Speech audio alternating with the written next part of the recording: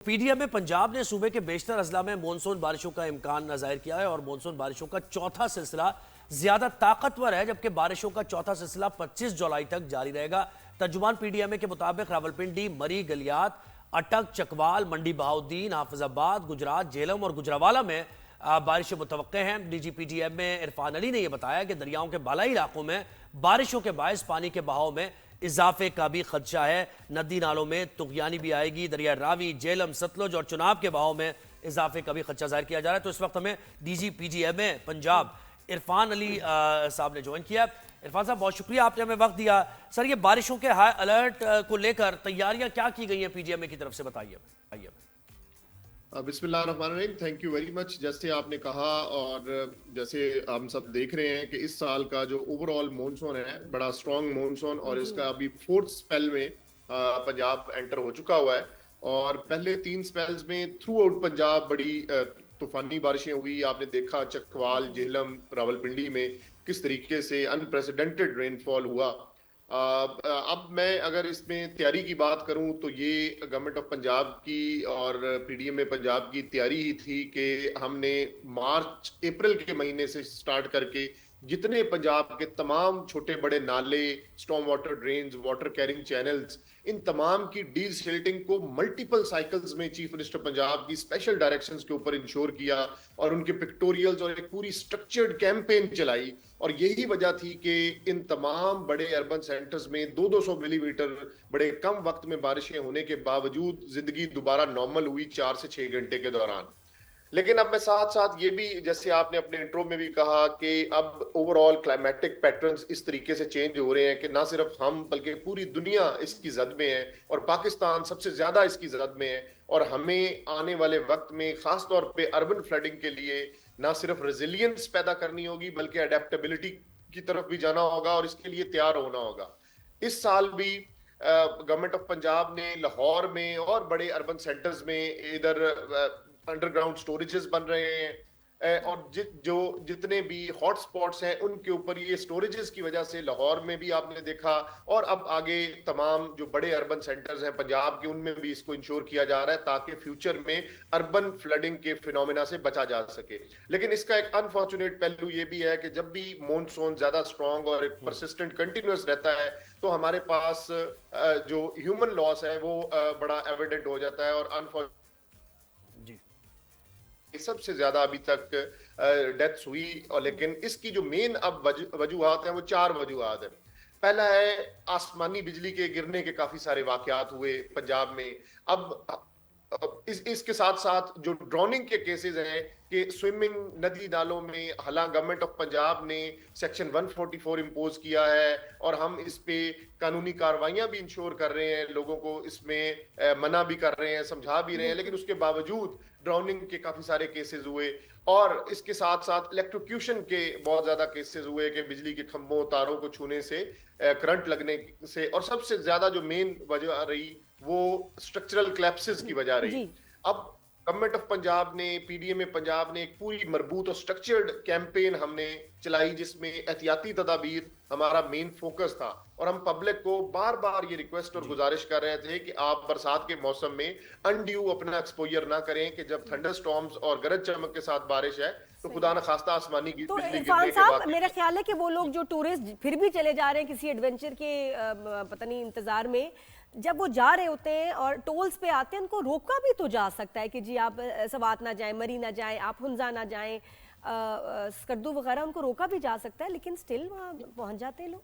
जी बिल्कुल, आपने ठीक फरमाया। लेकिन फिर भी मैं यही गुजारिश करूंगा कि कभी भी अदारे या गवर्नमेंट कामयाब नहीं हो सकती जब तक पब्लिक साथ नहीं देगी। जैसे मैं पहले गुजारिश कर रहा था, मोटरवे बंद हो जाती है जब कोई मसला होता है तो लाहौर इस्लामाबाद वाली आपकी मोटरवे बंद हो जाती है, तो हम ये रास्ते क्यों नहीं बंद करते? हम आने ही ना दें, जाने ना दें किसी को। सॉरी जी, आप सिर्फ रेजिडेंट्स जाएंगे, टूरिज्म के लिए बंद है तो टोल पे इनको रोकें। रोका क्यों नहीं जाता? कितना नहीं, हम मतलब लोग तो करेंगे, चले कोऑपरेट, लेकिन जो नहीं कर रहे हैं उनकी जाने भी जरा अनमोल है। तो ये हो सकता है कि इनको रोक लिया जाए, व्हाई नॉट?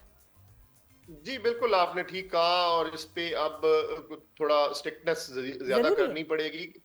सिर्फ यही सियासी मुकामात नहीं, आप देखेंगे जिस दिन पिंडी का आज से 3 दिन पहले 4 दिन पहले जब नाला लई ओवरटॉप कर रहा था, जब नाला लई में 22 फुट पानी है और हम इवैक्यूएशंस की कॉल्स दे रहे हैं, सायरन बजवा रहे हैं, लोगों को इवैक्यूएट कर रहे हैं, और कुछ इलाकों में उस वक्त हेलीकॉप्टर से रेस्क्यू का ऑपरेशन शुरू हो गया था।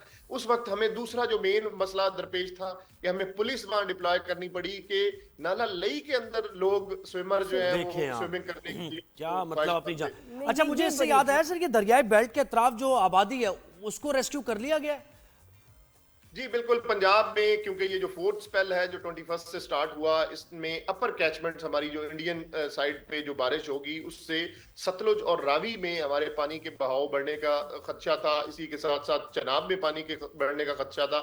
तो जो इसका पूरा फ्लड प्लेन है उसको ऑलरेडी इवैक्यूएट कर लिया गया हुआ है। और किन दरिया शहरों के- में सूरत सैलाबी सूरत हाल हो सकती है?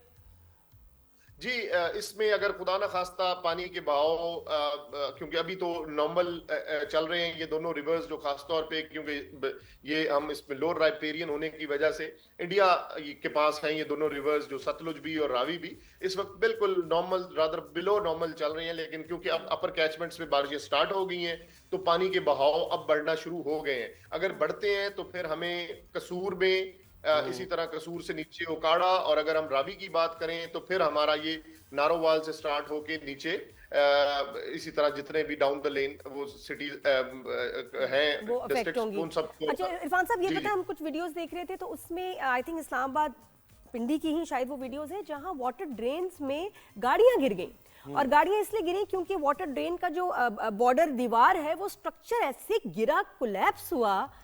वो तो अच्छा खासा स्ट्रांग बना होना चाहिए कि पानी से उसको इस तरह कोलैप्स होते हुए जो देखा है, जिसकी वजह से गाड़ियां, और वो ड्रेन की इतनी जगह भी नहीं, उसमें गाड़ियां गिर रही हैं, फंस रही हैं, टूट रही हैं, ये कैसे कोलैप्स हो गए? जी ये जो सोशल मीडिया पे वीडियोस और हमारे कंट्रोल रूम में भी पहुंची, ये इस्लामाबाद की प्रॉब्ली सैदपुर विलेज की और वहाँ मुलेका इलाकों की हैं। तो पंजाब में अल्हम्दुलिल्लाह ऐसा अभी तक कोई चीज रिपोर्टेड नहीं है, अगर मैं अब इस वक्त की बात करूं। लेकिन आपको आपका अंदाजा क्या है कि कैसे कोलैप्स हो गई ये दीवारें, कैसे गिर गई? कि मेरे ख्याल टोरेंशियल रेन्स जब भी होंगी तो देखें फिर नेचर के साथ यू कांट, इसमें अब सिर्फ ये है कि हमें अपनी रेजिलियंस को, अपनी अडेप्टेबिलिटी को, स्ट्रक्चर्स को, इन चीजों को इस तरफ इतना मजबूत करना होगा। और ये भी बता दें हम कि किसी भी इमरजेंसी सूरत हाल से निपटने के लिए आपकी भरपूर तैयारी है? जी बिल्कुल, यहाँ आप 2 दिन पहले चीफ मिनिस्टर पंजाब पीडीएम में खुद तशरीफ लाई और 3 घंटे का एक लॉन्ग सेशन हुआ जिसमें अब तक की चीजों को रिव्यू किया गया और आगे जो फ्यूचर के हमारे, क्योंकि अगस्त में इस साल का अगर आप ओवरऑल मॉनसून देखें तो जो प्रिडिक्टेड है वो 20 to 25% अबव नॉर्मल रेनफॉल है।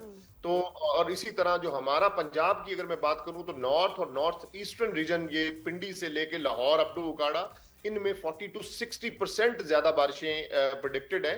तो पंजाब गवर्नमेंट एंड पीडीएम में Punjab is already on toes और इसकी तैयारी अपने अप्रैल मई से स्टार्ट अच्छा हुई इरफान साहब, थी। क्या आपके पास रेस्क्यू के लिए वैसे क्या इक्विपमेंट मौजूद है, क्या क्या फैसिलिटीज हैं, बोट्स हैं, किस तरह की बोट्स हैं, हेलीकॉप्टर्स हैं, हेलीकॉप्टर्स, किस तरह वेल इक्विप्ड हैं आप?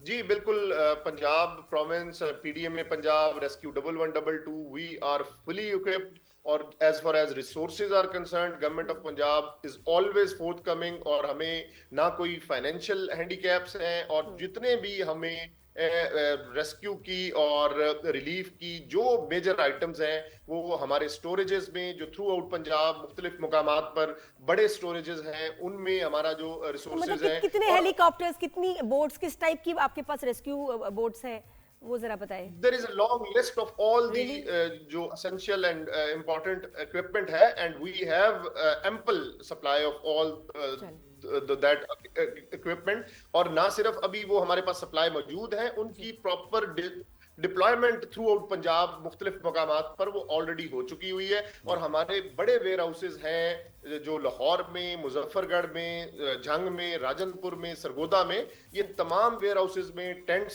से लेकर boats, life jackets, life rings, even अब तो सीजन में food hampers, everything is available in ample supplies. और तमाम तरह की तैयारियां, बहुत शुक्रिया।